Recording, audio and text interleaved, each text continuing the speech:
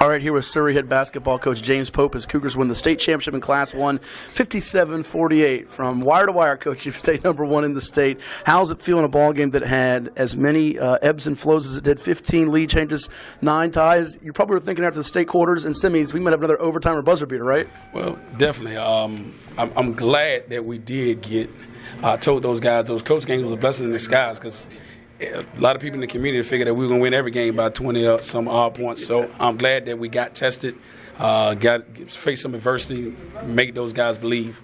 I think the one name that didn't really get brought up in the press conference who had a quietly important game for you was Brandon Drew, 9 points and 14 rebounds.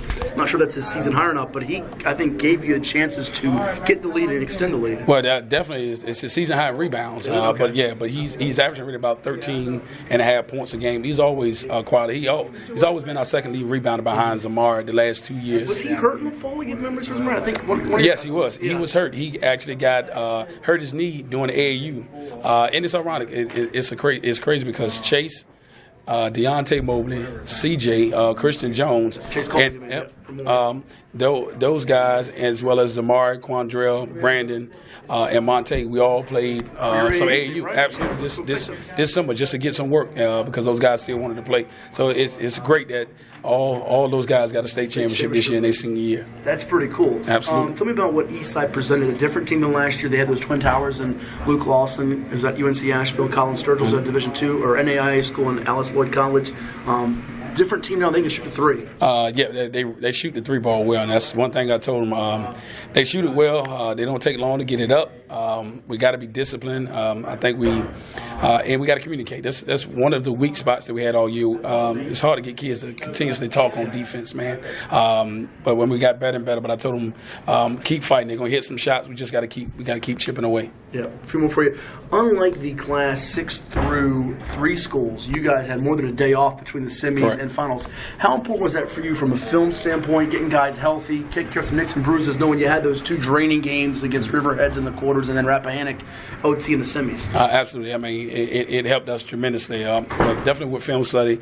Also getting an opportunity. We practiced at Virginia State yesterday, so we got a chance to get guys used to shooting on that court with the different depth perception. So it really helped us out a lot. Yeah. You might have 2 state players of the year on the team. You got a guy that was, I think, District Player of the Year in Zamar Slade, and your son Monty Pope, Regional Player of the Year. Both of them stepping up big throughout this postseason. Monty with 14, 5, 4 assists, and then Zamar with the 9 points, 14 rebounds. No, he had the rough moment getting the technical, went out, but he came back in and gave you that dunk that really pumped everybody up. Absolutely. I honestly, I really thought the officials would say he came in and maybe he cursed.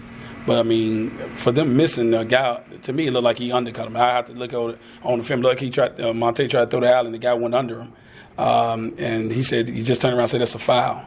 I mean, the game, the way this going, I mean, I guess it's just we call him official, but I wouldn't call it that unless he would have cursed at me or something. But again, tell the coach to settle him down and then put him back in. He came up big for us. You mean both of those guys could be co-players of the year, right? I mean, could be. Meant for you? It would work. They were actually co-players of the year for the Traverse District, which I wouldn't mind at all. Quandrell Palmer gives you 16 points. Your other guys stepping up tremendous times from football. Absolutely. Xavier Brown, a freshman on a moment. I mean, this was really a well-rounded effort. Absolutely. That's what I said. We had great balance throughout the whole year. I think we had a strong 8 or 9 guys that we can play. And my man, Coach, I want to jump in here with yes, sir. I got to. Coach, it's too easy. You had it too easy. The thing I want to know is the pluses and minuses, if there is any minuses, coaching your son. The only minus I can say is because I've been coaching him so long, sometimes you can get I got to try not to be dad sometimes and just make sure that I'm coached. So that's the minus. But, I mean, the plus, I mean, it's just unbelievable to watch the things that he does. I mean, he's so laid back. I mean, he shows no emotion sometimes. It kind of irritates me sometimes because I want him to get fired up. But it's definitely been some memories I'm gonna live with for the rest of my life. It's always a human interest story to see that. Not a lot of us have a chance to coach our sons. Of course, I don't have any sons that worry about coaching, but I'm always interested in that. I asked him, I said, hey, if you have a bad game, you go home, you have to do more chores. I said, well, when you have a good game, when you go home, tell your dad, hey, you do my chores. He said, oh, that won't work in my house. No, it actually definitely won't work. Well, and for his career, I mean, he started out at Surry, went to Oshkosh, comes back here. I mean, could you have written a story beginning the way you did with the 2 buzzer beaters and the way you guys had to fight through it? You mentioned earlier playing in the fall league, Norview and Cape Henry, close games. I mean, you guys were ready for this moment. Right? Absolutely. I mean, we've been preparing them for the longest, and they used to that moment. So it definitely prepared us. Playing those bigger teams, the first year they kind of were nervous, but this year they really believe, and they were kind of upset that we didn't. They wanted to win the fall league, but when we didn't, they were kind of upset. So they wanted to win that state title. Well, that's another thing I admire with you. Smaller school, you have no problem coming in there. We talked about it earlier, too. You got nothing to lose, everything to gain. Kids understand what it takes, weight room, what it takes, skill work. Because, like I said, a lot of times your young kids, they're playing a lot of different sports, and nothing against that. Absolutely. But when you're in basketball season, you're going to have to go against kids that have been working. If you haven't put the work in, you don't get to this level. Absolutely. I mean, it's a testament. I really love the Ben Moore Fall League that you guys have been putting on. We did it when I was at Norview. I'm glad when I was able to take over, I told them we were going to do that because it was definitely going to prepare us.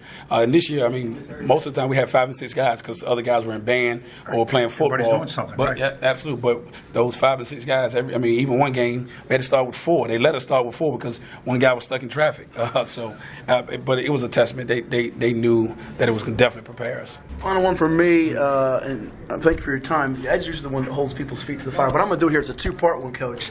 One, you wear a lot of hats at Surry High School. Correct. Coach, athletic director. What's next for you now after winning the state championship and your son graduating here? And 2, what's this mean for the Surry community? The girls came up short, but to have both of them here and had this atmosphere today at the Siegel Center. Well, I mean, that was big time for the community. I just wish the girls could have put it together. But they fell up short again. But, I mean, if you know, they're still young, and there's some younger girls that are ready to step up next year. So I see them back next year, and I think, I guess if you look at it on paper, I don't foresee Perry McClure being here, but you never know. Dan does a good job with those girls. They play very physical. They run a lot of good stuff. So, but I do wear a lot of hats. What's next for me? Told the guys it would take 2 weeks, and then we're getting back in the gym with the younger guys. We got to work on the skill development. We got to get in the weight room, Vertimax, getting those shots up. We're gonna have to work. Well, congrats and go enjoy it. Thank you.